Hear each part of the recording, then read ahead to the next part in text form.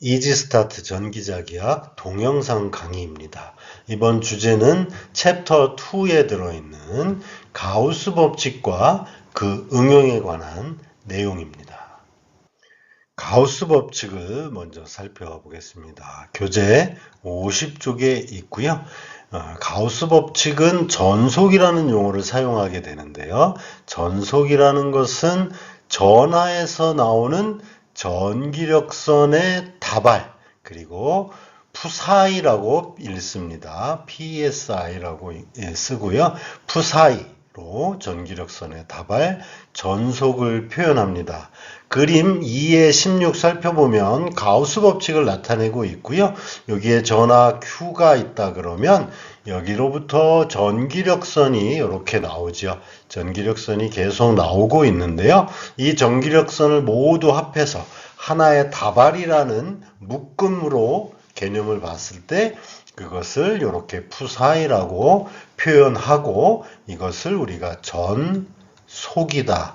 이렇게 용어를 사용합니다. 전속 영어로 electric flux고요. 묶음, 다발을 의미하는 거죠.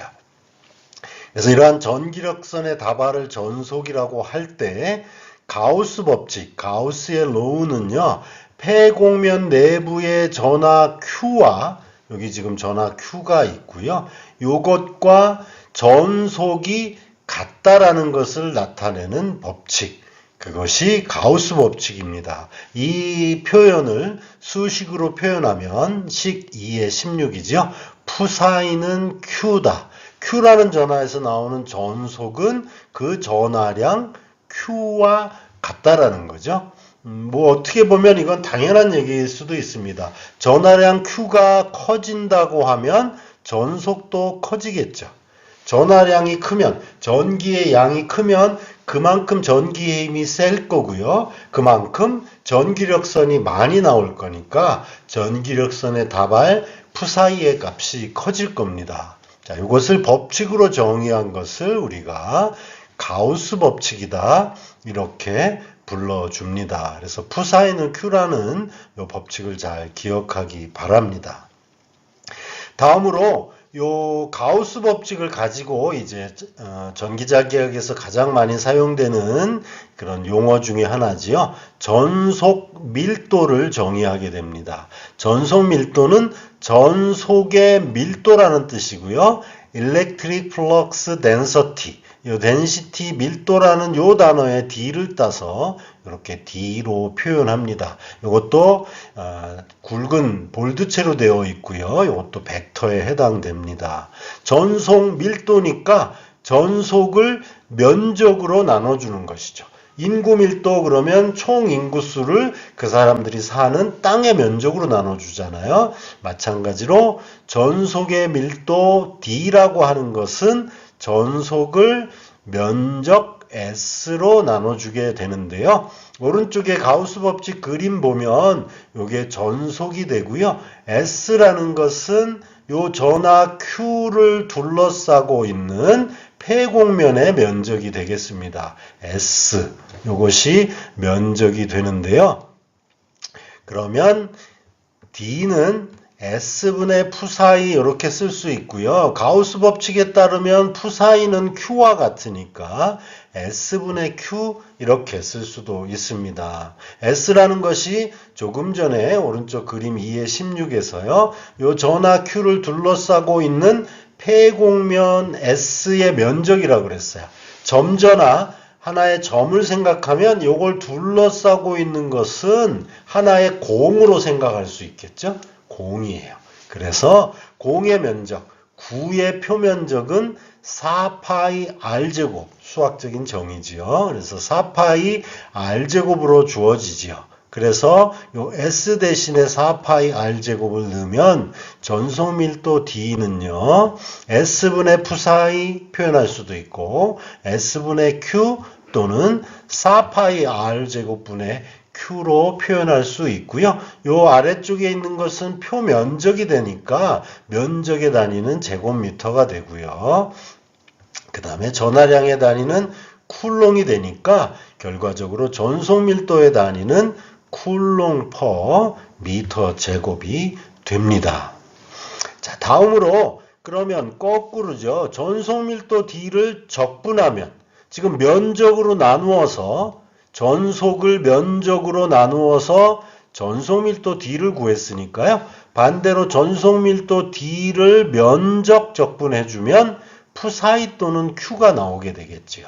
그래서 인테그럴 전속 밀도 D의 면적 적분을 하게 되면 푸사이 또는 전하량 Q를 얻을 수 있게 됩니다. 이러한 수식으로 우리 가우스 법칙을 또 표현할 수 있게 되고요. 다음으로 앞에서 우리 전개의 세기 2의 정의가 4파이 입실론 제로 R제곱분의 Q였어요. 2라는 것은 4파이 입실론 제로 R제곱분의 Q 이렇게 쓰고요. 단위는 볼트미터였죠. 이랬고요. 그런데 이 위쪽에 있는 전속 밀도의 식을 살펴보면 4파이 R제곱분의 Q입니다. 4파이 R제곱분의 Q고요. 차이 나는 것이 입실론 제로밖에 없습니다. 입실론 제로밖에 없어요. 그래서요. 여기 있는 전개 세기 2에다가 입실론 제로를 다시 써보겠습니다. 입실론 제로를 곱해주면 여기에 입실론 제로를 곱하는 것이 되겠지요. 그렇게 되면요. 요 입실론 제로와 요 입실론 제로가 없어지니까 결과식은 4파이 R 제곱분의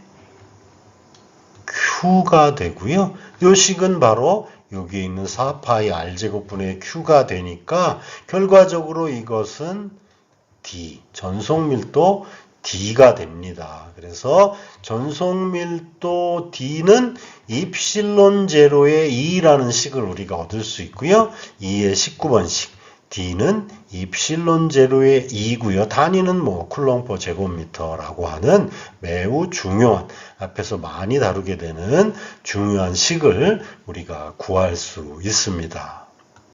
가우스 법칙의 응용입니다. 교재 51쪽에 있고요. 앞에서 우리가 다루었던 가우스 법칙을 응용한다는 의미를 가지고 있고요. 가우스 법칙을 이용해서 전개와 전위를 구하게 되는데요. 어떤 것의 전개와 전위를 구하냐면 크기가 무한한 도체, 또 무한히 넓은 평평한 판, 또 공 모양의 도체, 우리가 점전화라고 할 수 있고요. 원통 도체와 같이 다양한 형태를 가진 도체의 전개와 전위를 구할 때 가우스 법칙을 응용하는 내용을 다루겠습니다. 그 첫 번째로 우리가 무한 도체에 대해서 살펴볼 건데요. 무한 도체는 그림 2의 17에 표현했고요. 이것은 플러스 전하로 대전된 무한히 넓은 도체의 일부분이에요. 그래서 일부란 의미로 이 경계면 끝부분을 이렇게 좀 흐리게 표현을 해서 이 크기가 무한대라는 것을 표현하고 있습니다. 이러한 무한 도체에서의 우리 전개의 세기죠. 전위 이런 것들을 구할 건데요. 내용을 살펴보겠습니다. 무한 도체는 플러스의 전하로 대전되어 있고요. 그러면 플러스로부터는 전기력선이 이렇게 나오게 되고 그 전기력선의 다발을 우리가 전속이다. 푸사이 이렇게 표현했습니다. 이 무한한 도체에 대해서 다 계산할 수 없으니까 그 중에 요 일부 원통 모양의 영역 일부 면적을 우리가 델타 S 이렇게 표현을 했고요. 델타 S로 표현했고 요 작은 영역에서의 계산을 통해서 우리 전체의 전기의 세기를 구해 볼 건데요. 내용으로 돌아와서 미소한 면적 델타 S를 통과하여서 나오는 전속은 전체 전속 푸사이 중에 일부분이 되겠죠. 그것을 델타 푸사이다 이렇게 표현할 수 있어요. 이 부분에 나오는 전속은 델타 푸사이다 이렇게 표현할 수 있습니다. 그럼 델타 푸사이라는 것은 전체 전속 밀도에다가 해당하는 요 미소 면적 델타 S를 곱해주면 되겠죠. D라는 게 전속 밀도인데요. 밀도라는 건 단위 면적당의 전속의 양이 전속의 크기가 되겠지요. 그러면 전속 밀도에다가 일부 면적, 미소 면적을 곱해주면 거기에서 나오는 미소 전속, 일부분의 전속을 구할 수 있을 거예요. 그래서 델타 푸사이는 D의 델타 S라는 식을 우리가 만들어낼 수 있고요. 여기에서 우리가 전속 전속 푸사이를 구하려면 적분을 하면 되겠지요. 푸사이, 델타 푸사이를 적분하면 푸사이가 될 거고요. 여기다가 적분기호 세우면 이쪽에도 적분기호를 붙여줘야 되겠죠. 그러면 오른쪽은 D의 델타 S의 적분기호, 면적에 해당되는 거니까 면적 적분이 되겠습니다. 그래서 이 델타 S를 여기에는 미분의 형태로 DS로 바꿔서 표현을 해 주었습니다. 자, 그러면 델타 푸사이를 적분하면 당연히 델타가 될 거고요. 전속 밀도 D는 앞에서 우리가 D는 입실론 제로의 2라는 식을 구했었죠. 그래서 D 대신에 입실론 제로의 2, 요 D 대신에요. 입실론 제로의 2를 쓰고요. 면적에 대해서 적분을 해주니까 DS는 면적 S가 되겠죠. 일부 면적을 전체 면적 적분을 하면 전체 면적 S가 될 겁니다. 그래서 최종적으로 푸사이는 입실론 제로 2의 S라는 식을 얻게 되고요. 우리가 알고 싶은 것은 전개의 세기를 구하는 거잖아요.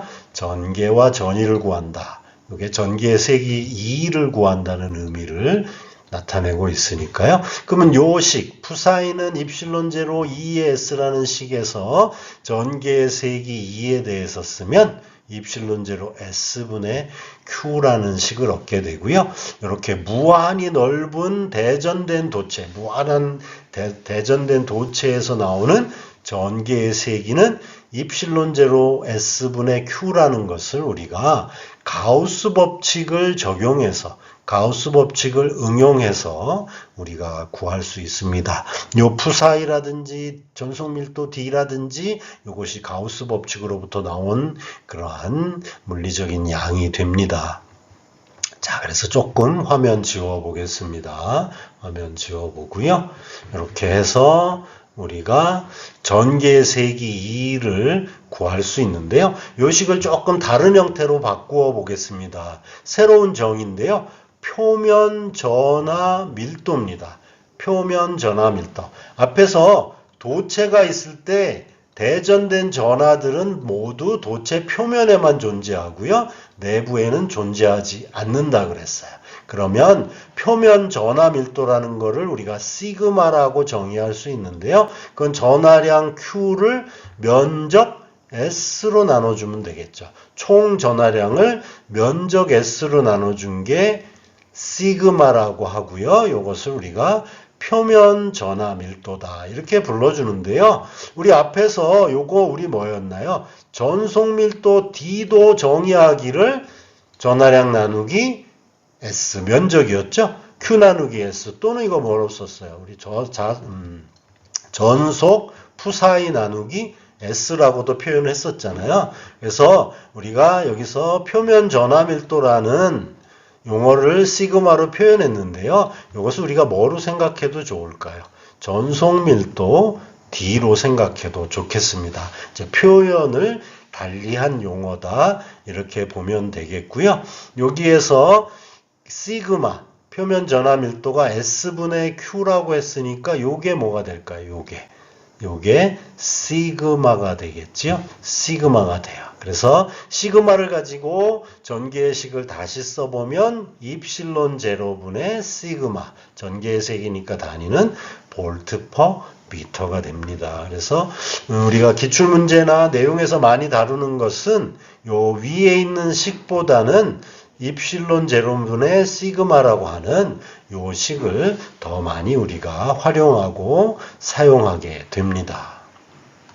이번에는 무한평판 살펴보겠습니다. 무한평판은 그림 2의 20에 나타냈고요. 크기가 무한한 얇은 판을 무한평판이고요. 이것은 플러스 전하로 대전되어 있습니다. 그림 살펴보면 전기력선이 이 경우에는 판의 위쪽에서도 나오죠. 푸사이. 그리고 판의 반대편 아래쪽에서도 전기력선이 나옵니다. 여기 그림 보시면 앞장에서 살펴봤던 무한도체인데요. 이 경우에는 크기가 무한하게 큰 덩어리로 되어 있는 도체이기 때문에 전기력선이 위쪽에서만 나옵니다. 무한도체 그림 살펴보면 전기력선이 위쪽에서만 나오는 걸 알 수 있는데요. 무한평판의 경우에는 위와 아래 양쪽으로 나오게 됩니다. 그러니까 전기력선이 위와 아래로 나누어진다라는 거죠. 그래서 전개의 세기가요. 무한도체일 때의 전개의 세기는 입실론 제로분의 시그마였는데요.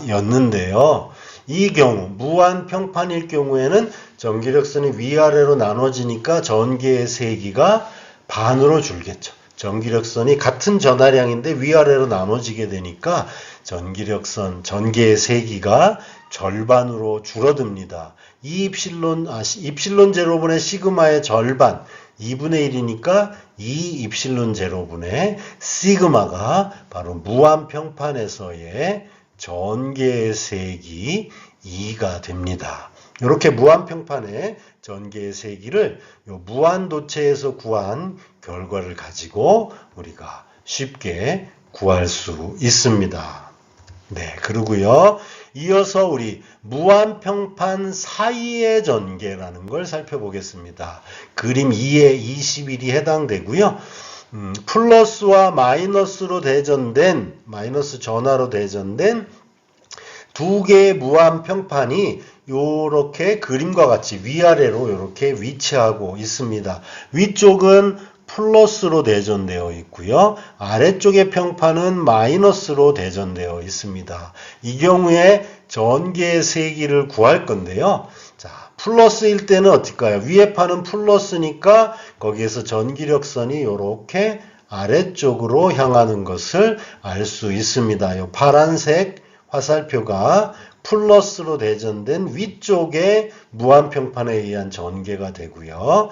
그 다음에 아래쪽 마이너스로 대전된 무한평판의 경우에는 전개라는 건 플러스에서 나와서 마이너스로 들어가니까 아래쪽 무한평판은 마이너스니까 이 경우에도 전기력선이 아래쪽을 요 검은색 화살표와 같이 아래쪽을 향하게 됩니다. 그래서 결과적으로 플러스와 마이너스로 대전된 무한평판 두 개가 이렇게 위아래로 존재할 때는 플러스로 대전된 무한평판에 의한 전개, 마이너스로 대전된 무한평판에 의한 전개, 전기력선이죠. 이것이 같은 방향을 향하게 되니까 무한평판이 한 장만 있을 때의 전개보다는 2배가 되는 거죠.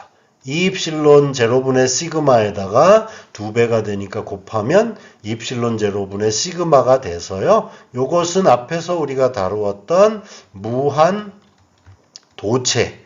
무한도체의 경우와 전개의 세기가 같아진다라는 것을 알 수 있습니다. 가우스 법칙의 응용 중에서 우리 기출문제 살펴보도록 하겠습니다. 기출문제 2의 18이고요. 교재 86쪽에 있는 문제가 되겠습니다. 문제 먼저 살펴보면요. 진공 중에서 전하 밀도가 플러스 마이너스 시그마로 대전되어 있는 무한평판이 간격 D만큼 떨어져 있다. 간격 D만큼 떨어져 있고요. 한 평판은 플러스 시그마로 또 다른 평판은 마이너스 시그마로 대전되어 있고요. 그 크기는 무한대다. 이렇게 되어 있습니다. 이랬을 때 플러스 시그마로 대전된 무한평판에서 거리 R만큼 떨어져 있는 점 P에서의 전개의 세기 2를 구하라 라고 하는 문제가 되겠습니다. 이 문제를 우리 아래에 있는 풀이를 가지고 살펴볼 텐데요. 먼저 우리 수식을 조금 생각해 보면 앞에서 무한도체일 때의 전개의 세기 2는 여기 2번 보기에 있는 것처럼 입실론 제로분의 시그마다 이렇게 얘기했고요. 무한평판 무한평판이 한 장이 있을 때의 전개의 세기는 절반이 되었죠. 2 입실론 제로분의 시그마가 되었고요.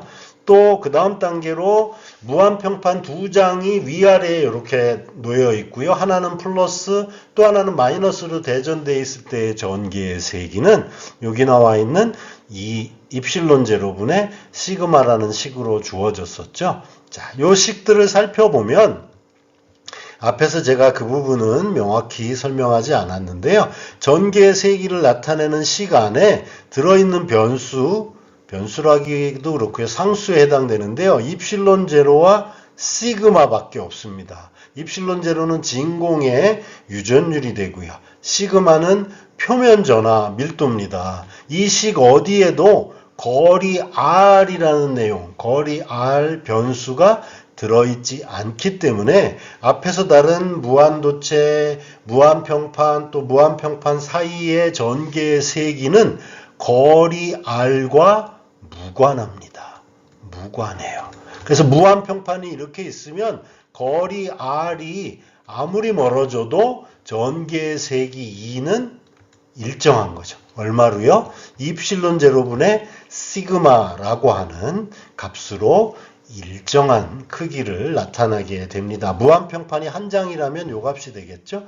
2 입실론 제로분의 시그마라는 전개의 세기가 무한평판에서 앞만 멀어지더라도 아무리 멀리 가더라도 전개의 세기는 변하지 않습니다. 거리 R과 무관한 거고요. 이렇게 되는 이유는 무한평판의 크기가 말 그대로 무한대이기 때문입니다. 무한평판의 크기가 유한한 일정한 크기를 갖고 있다면 당연히 거리가 멀어지면 전개의 세기도 약해지겠죠. 그런데 무한한 크기를 갖고 있는 도체가 대전된 거기 때문에 전개의 세기는 거리 R과 무관하다. 이렇게 우리가 개념을 추가로 정리할 수 있고요. 이 문제에서는 이러한 개념을 적용할 필요가 있습니다. 자, 풀이를 가지고 살펴보면요.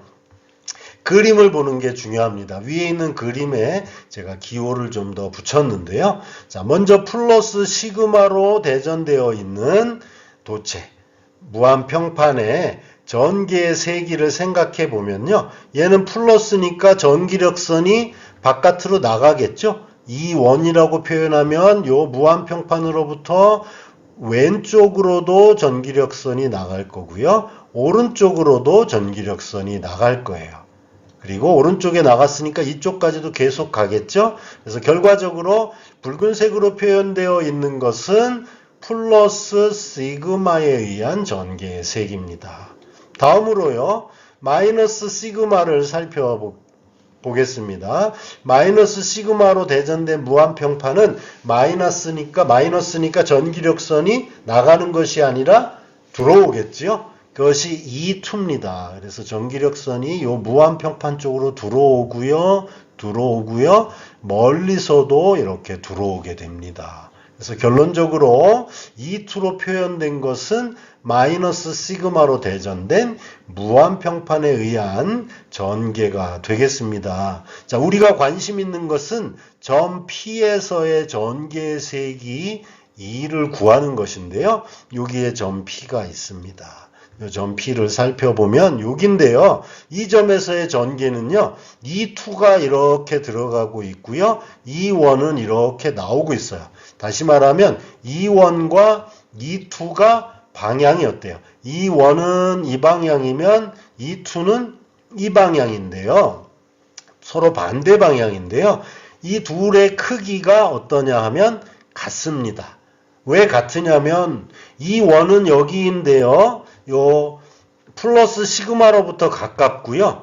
E2는 마이너스 시그마의 전기력선인데 멀잖아요. 거리가 멀어요. 그런데 앞에서 우리가 뭐라 그랬죠? 무한평판에 의한 전개의 세기는 거리와 무관하다 그랬어요. 그러면 P점에서 E1과 E2는 크기가 똑같으니까 변하지 않으니까 플러스 마이너스 시그마로 대전되어 있으니까 전개의 세기가 방향만 다르고요. 크기는 같아요. 그런데 P점에서 보면 E2는 오른쪽을 향하고 E1은 왼쪽을 향하죠. 크기가 같은 전개가 서로 반대 방향이니까 어떻게 될까요?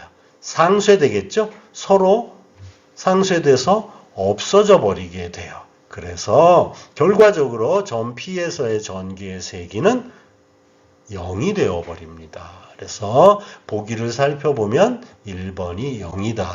그래서 이 문제는요. 무한평판일 때 전개의 세기는 거리와 관계없이 일정하다는 부분하고 P점에서는 플러스 시그마에 의한 전개와 마이너스 시그마에 의한 전개가 서로 반대 방향이어서 상쇄되는 거죠. 크기가 같은데 방향이 반대니까요. 그래서 결과적으로 P점에서의 전개의 세기는 상쇄되어서 0이 된다. 이렇게 답을 구할 수 있습니다.